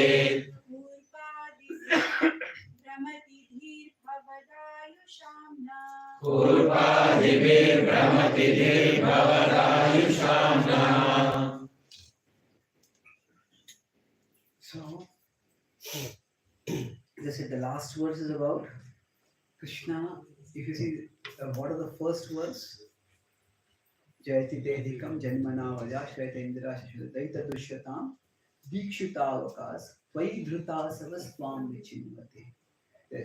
There also the thing comes, Krishna, our life is for you. They're thinking about you, we are searching for you. Our life is for you. And here also, Bhavadayushyam. Our life is just for you. So, we all know the story of the gopis when Krishna had a headache.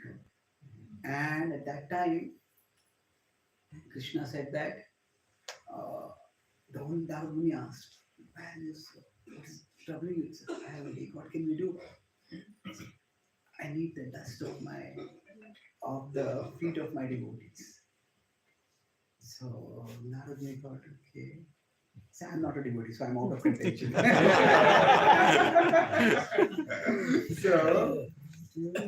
here he said, but there are many exalted devotees. So he went across them, and everyone was concerned that Krishna was having a headache. But he said, we cannot let the dust from our feet touch when Krishna's body any part, what to speak of Krishna's head. He said, we can't do it. And he went all over, he didn't know. So he had come to Vrindavan, from Vrindavan he went all over the world asking his devotees. And he just disappointed, Krishna gave me service, I couldn't do it. and finally came back to Vrindavan. And he's there. The gopis saw Narmani going very dejected. What happened? So Narmani, why are you so dejected? What can we do for you? Can we do something for you? Yes, Krishna has a headache. Krishna has a headache. The gopis are shocked. Says, what can we do? He says that you need the dust of the feet of Krishna's devotees. So Narmani was speaking like this, and sometimes we have lost hope. Like sometimes we are distributing books and nobody's taking books. And then we speak, but we don't even really have no energy in speaking also, as a ritual we are speaking. So now we are speaking like that. And he looked, he is so tired, his eyes were also gone all over the universe. He came back, he's almost like so tired. He opened it, no, nobody was there. What happened? He says, did they also run away? He looked, the gopis had all gone to the Jamuna. They put all their legs in the Jamuna, they came out and they put their feet in the dust of Vrindavan. And they got a big one cloth and they started putting all that cloth in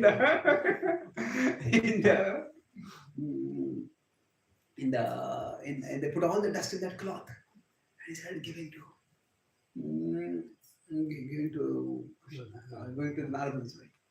So there is a big pile. So because I was once sick and there was one medicine which was not available. So one devotee got the medicine and I needed for 7 days. He got something like 100 tablets. So I said, oh. So I said, oh, do you want me to be sick for 100 days?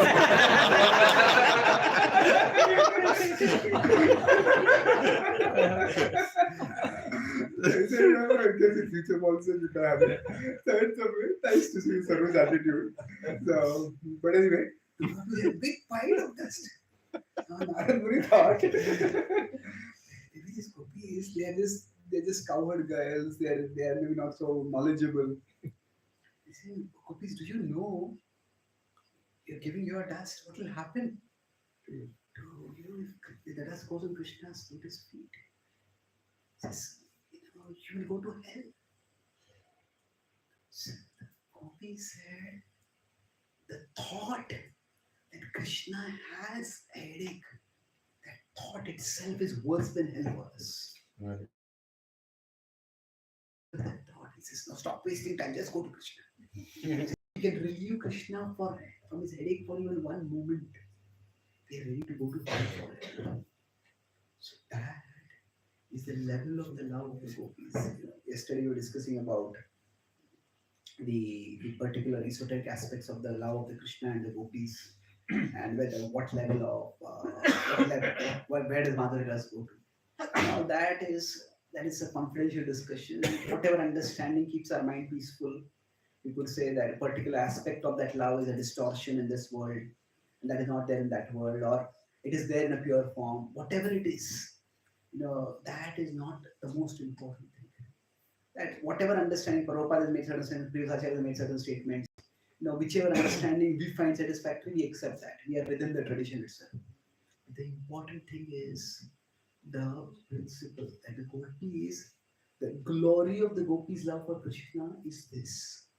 Now, love is seen broadly by two things: what we give our beloved and what we give up for our beloved.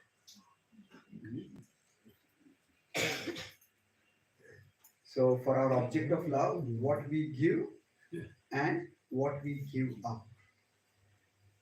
Now, many people are ready to give things to Krishna, especially in a pious society. People give donations. Not that everybody gives, but many people give Lakshmi to Krishna. But it's one thing to give Lakshmi, but then you tell them, maybe give up meat eating, give up intoxication, give up this, give up that. They'll say, I'll give donation, don't tell me any of these things. Many people are at that level. So giving Krishna is good, but you're ready to give up for Krishna is actually a bigger level of sacrifice. And the gopis, they are ready to give up they are ready to give up even whatever punya they have, whatever, they're ready to go to hell. So that means they're ready to give up leave alone the comforts of life, even the basic level of hell is a terribly uncomfortable place. And the basic necessities of life, they take intolerable pain for Krishna's sake. So at our stage, what we, this is the aspect of sacrifice, that being ready to give up for Krishna. This is what makes the gopis' love so exalted. That so exalted is that they are ready to give up everything for Krishna's sake, even if they don't get anything in return. When Prabhupada left Vrindavan to go to America, now he was ready to give up everything. One of the priests in the Vrindavan temple, in his memories of Prabhupada, he says that in general, many people when they become old, they take Kshetra Sannyas. That means they come to Vrindavan and they say, we are never going to leave Vrindavan and we'll die in Vrindavan, then that will guarantee us. Whether it guarantees is open to question. But that is the hope, at least, that if we die in Vrindavan, we'll go back to Krishna. So many people don't go back. Many people don't never leave Vrindavan. And generally, somebody comes to Vrindavan in old age and they leave Vrindavan. At least at that time, the notion was, no, okay, this person is not detached enough. They still want to go back to their family. Somebody comes and goes. And they say, this person really doesn't have much attachment. Because Swamiji was coming to Vrindavan and leaving. So he's coming and leaving. But Prabhupada was leaving Vrindavan not because he was attached to the world. Prabhupada was leaving Vrindavan because he wanted to take Vrindavan all over the world. When Prabhupada left,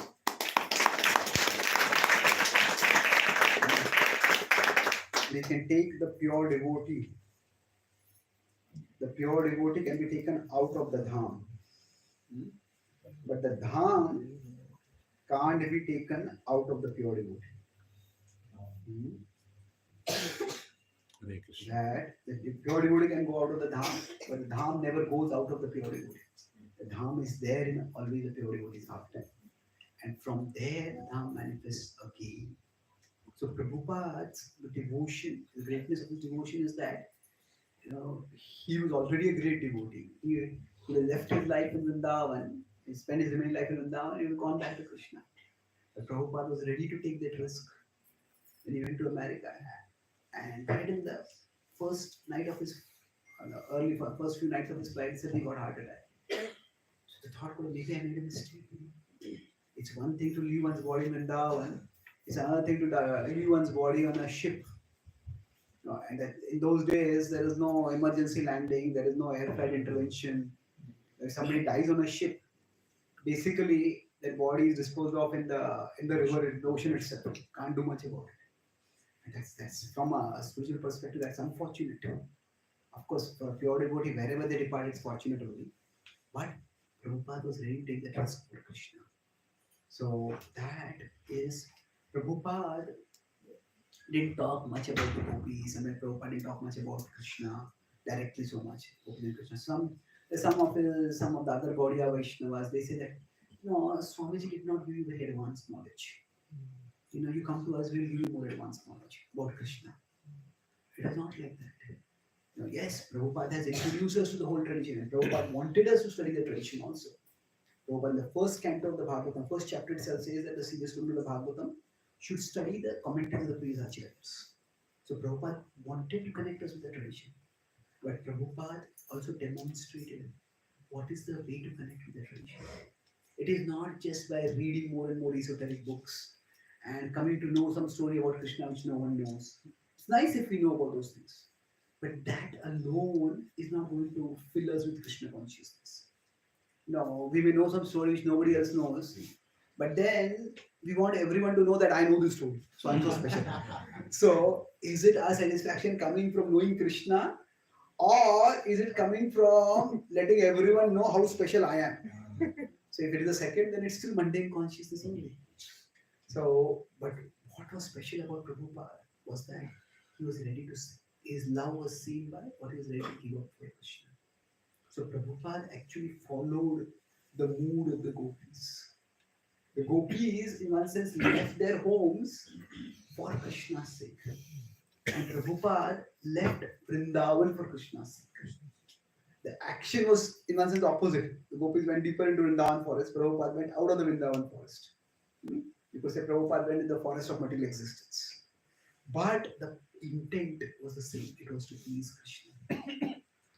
So for us, that mood of service, of sacrifice and service, the more we can imbibe that, that is the way we can also enter into the mood of the gopis. We can experience more and more the sweetness of love for Krishna.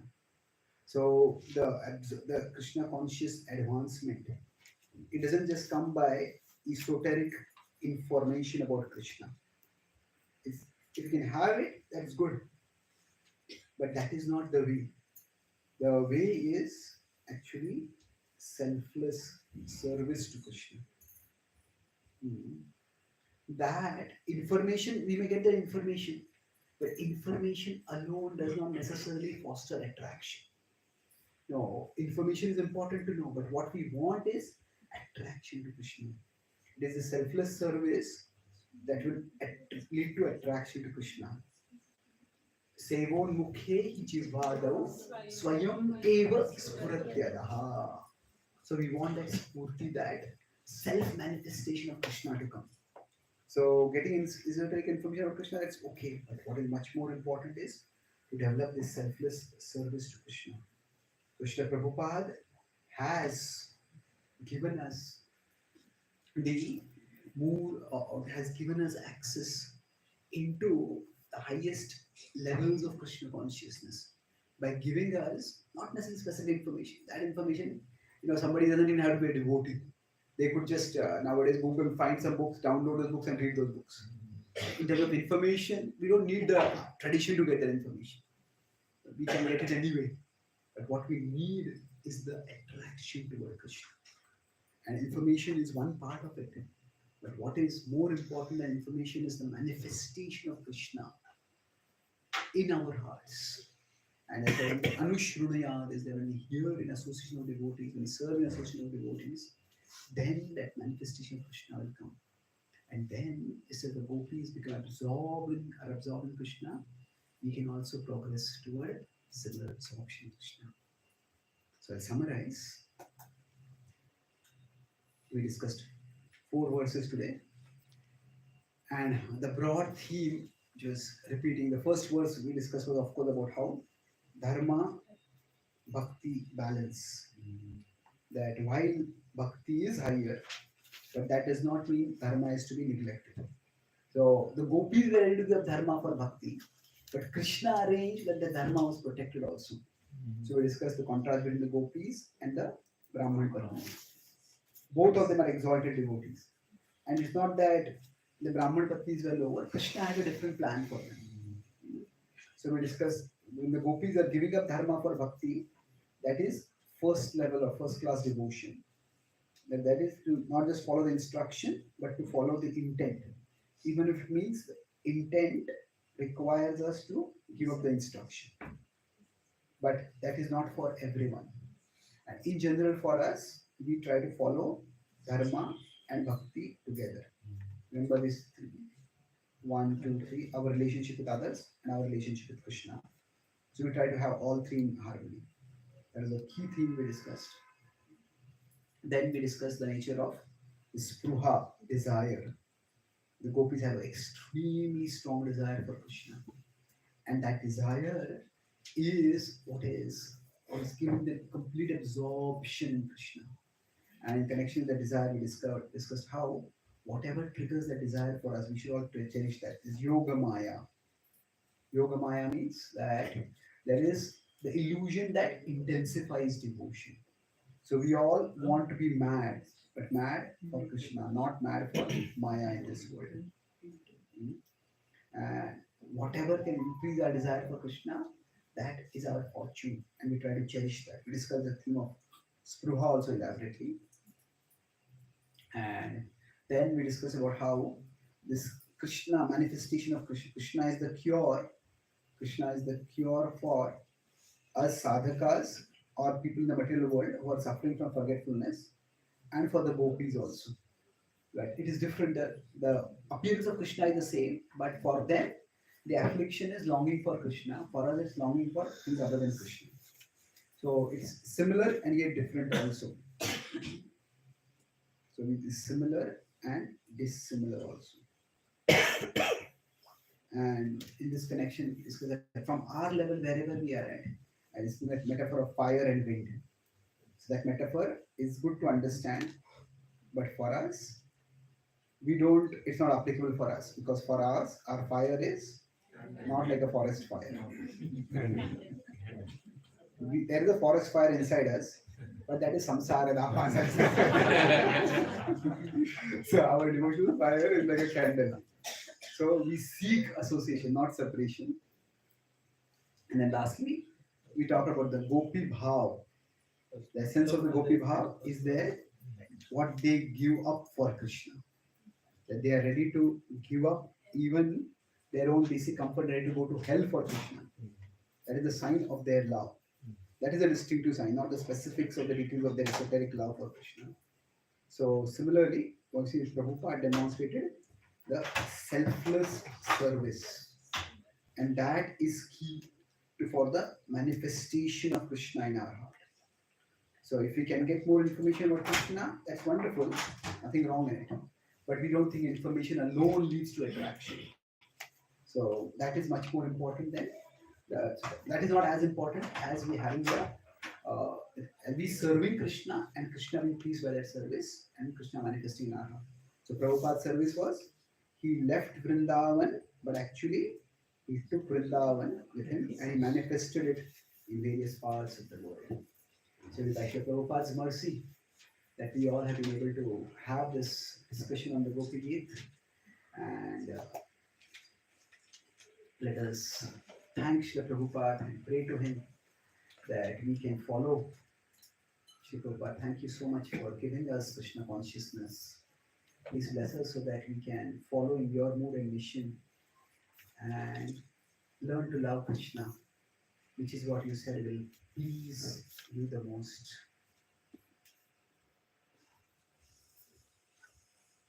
Thank you very much. Shri Prabhupada ki jai. Shri Gopi Gita ki jai. Krishna Bhagwan ki jai. Gaur Premanand.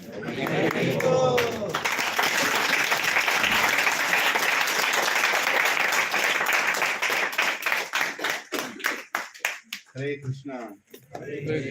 Let us thank His Great Chaitanya Charan Prabhuji, 3 round enthusiastic Haribo.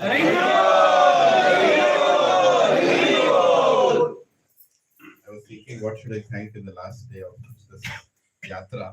It was almost like a Vrindavan yatra for all of us, right? Non different from Vrindavan yatra. While sleeping, we were thinking, when will we get up? When we got up, we were thinking, when will we reach?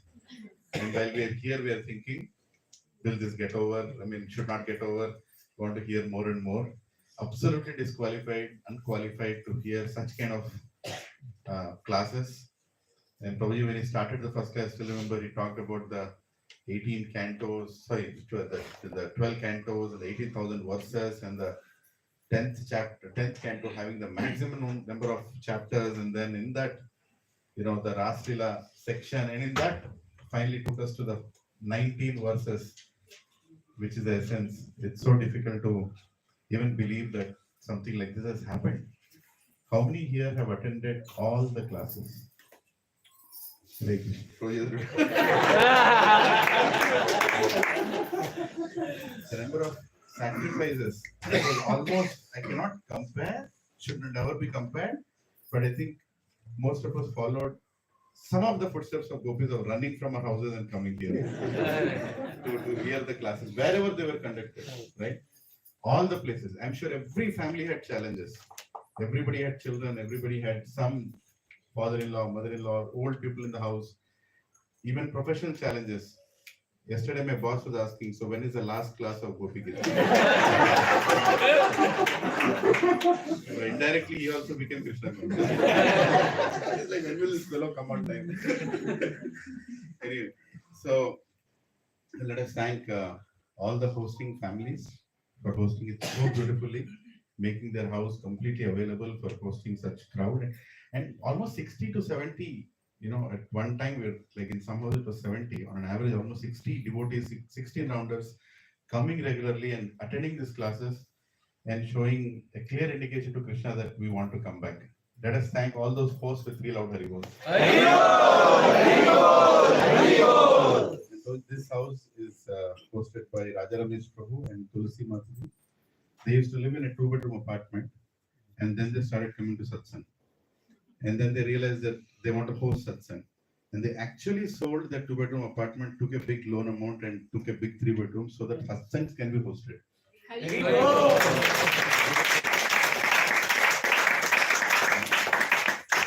So I'm sure this loan will be repaid by Krishna. Don't worry. And thanks to Prabhuji for all the sacrifices Prabhuji has made. It's very easy to write a schedule. We are very good at writing schedules. You give me 10 days, I can put 10 days of schedule. But to commit to that schedule, and sometimes it's very possible for somebody who's traveling, one day you want to just call it a day, a little bit, but you already committed, right? So Prabhuji never stopped, never even said that, okay, tomorrow's class has to be cancelled. And that itself shows that, his love for all of us and his reciprocation for all of us, for whatever we are coming. I mean, we can only encourage their presence. So I'm very grateful everybody has come here regularly. 8:30 on time. At least 80% of them 8:30 on time. Remaining took some time more, but still we made it. That's amazing. So thanks to Prabhuji for making himself available with 3 loud Haribols. So Gopi Gita series, I've kept it unlisted. Now I'm going to go and click it listed. So sorry, public. So it will be available for everyone. But if somebody wants to hear it in Hindi, I just browsed and saw Prabhuji gave almost the same seminars in Nasik in September. So you can also hear in Hindi. If you want to share with your parents who only understand Hindi, you can also share that series there. Hare Krishna. And thanks to all devotees who arranged corporate seminars, right? 8 corporate seminars back to back. Lot of austerities, sometimes even putting their job at stake, reputation at stake, whatever can happen. Because somebody like me or you, normal clothes getting into this corporate is different. Somebody wearing saffron is going into this corporate is different. And they have made it happen.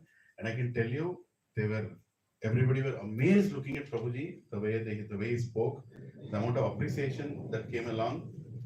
I'm sure this is a great stepping stone for many such corporate outfits in future. It's a great stepping stone. It's planned by Krishna. It's planned by Krishna. We never did that, Prabhuji. When you're coming, we said, okay, why don't we try this? Why don't we give it a chance? Because you gave so much time for us. And we said, let's go ahead and try. And I think it's a grand success and we need to celebrate this.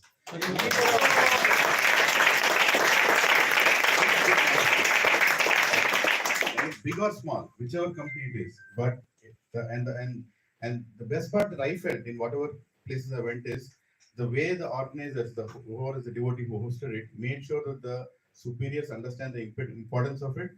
They came with a bouquet or some sort of a token to thank Prabhuji for coming. That itself will give them sukruti to start their spiritual life.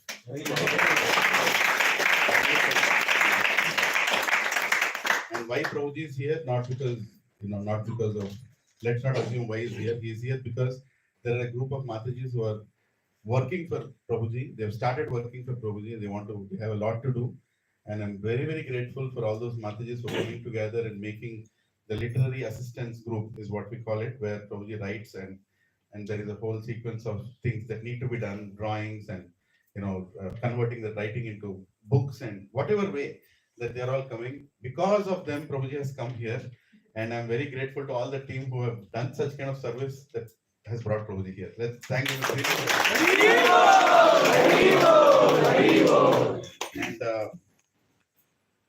okay, this is a little personal. When we came here, me and my wife, this side of the city, Balwan Prabhu was of course there. Without him, we will not take the risk of going anywhere. So he was around. But our thought was, we need to have senior devotees coming here. We need to have some sort of good environment in which we can practice devotional service and we are protected. Now I really feel after this 11 days of intense, everybody coming and hearing, the taste for Shravanam, the taste for committing yourself to come here, I really feel me and my wife are really protected now here in this area, because every devotees are manifested, And senior devotees are coming. We have Radhesham Prabhu coming. Let's also thank Radhesham Prabhu for recommending Prabhuji to come to our satsang in first place. And the devotees are coming one after the other. Recently Loknath Maharaj has come. Bhakti Raghav Maharaj has come. We have so many sannyasis also visiting. And let me also tell you the good news. Yesterday afternoon, His Grace Gaurang Prabhu is coming on January 28th. Like a full evening for all of us, right? So I arrange, and through my contact, I arrange a corporate session. That's one of the main reasons coming. But he's also giving a full evening for all of us so that we all can benefit. Now, the senior devotees are not coming. They are coming, they are being sent. Please remember that they are being sent. So we have to make ourselves available to learn from them.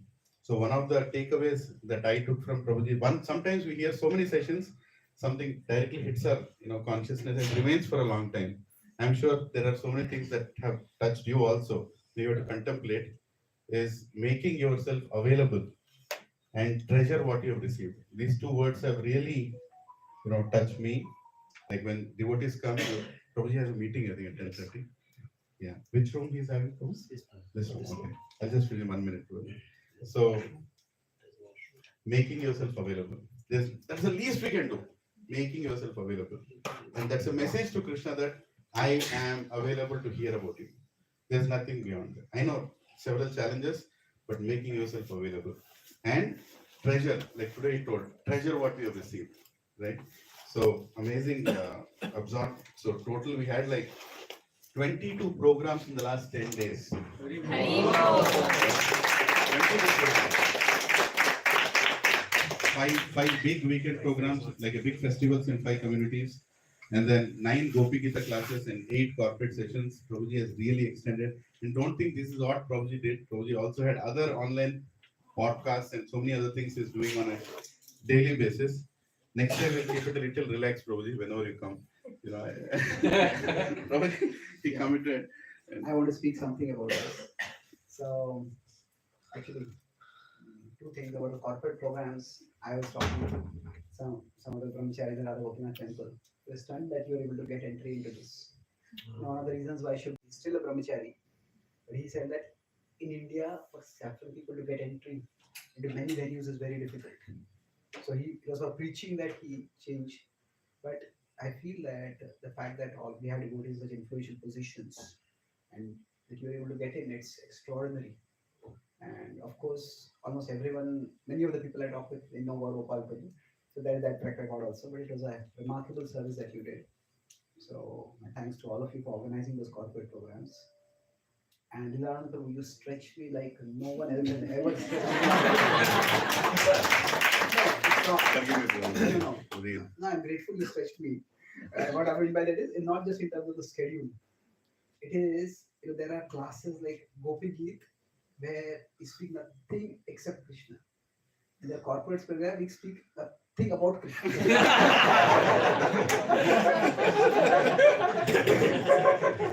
So from the innermost levels of devotion to the outermost reaches of devotion, it stretched me completely.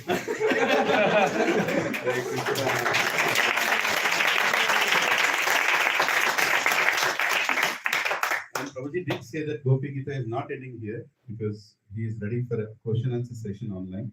So I would request everyone to hear the whole Gopi Gita once again. How many are willing to hear it again? Hear it again. It's all there online. We recorded it, whatever level of recording, but I think voice is at least captured. So hear it again and we will schedule it. I'll talk to Prabhuji when he is traveling again to Dubai from here, from there. I don't know his schedule, but we'll see amicable time. And if possible, for around 90 minutes is what we would request. 60 to 90 minutes of questions and answers. If you can pose those questions to me, I'll consolidate them and send it to Prabhuji so he knows our questions in advance. So, Prabhuji anyway gives spontaneous answers, but he'll plan the time accordingly, according to the importance of the questions, so that all of them are answered. And now, what do we do after this? What do we do after this? Now we have received it. Now we have appreciated it. Now we have got it. Now what do we do after this? Now we have to utilize this in our services. We have to increase our services, right? So last year, whatever we did, we are going to increase it. Now people are thinking, what bomb is he going to throw? Yes, so Ayar Prabhu, where is he? Ayar Prabhu. Okay, today he could not make it. So Ayar Prabhu is starting a new satsang in a new community near Hafizpet. So let us pray that it becomes successful. He is doing it with this Gita Jayanti. We are going community to community. We are learning how to preach. We are learning how to serve, and hopefully Krishna will bless us. So that's something, and let us continue our services, Rath Yatras, Janmashtamis, everything that we are doing. Let's scale it up. Let's increase it, and new batches in Bhakti Center as well. And this 23rd, we are doing book distribution on the streets. So please come. I've already sent it. Please put your counts. And also let's meet on Sunday. We'll take some reflections on the corporate program that we did. Everyone will share their experiences. Hare Krishna. Hare Krishna. Let's once again thank this whole satsang that happened here for the last 10 days with 3 loud and enthusiastic Hari Bol. Vansha kalpatarubhyascha kripa sindhubhyeva Ananta Koti Vaishnava ki jai. Chaitanya Charan Prabhu ki jai. A.C. Bhaktivedanta Swami Srila Prabhupada ki jai. Srimad Bhagavatam ki jai. Gopi Gita ki jai. Jai Gaur Premanand. Thank you very much.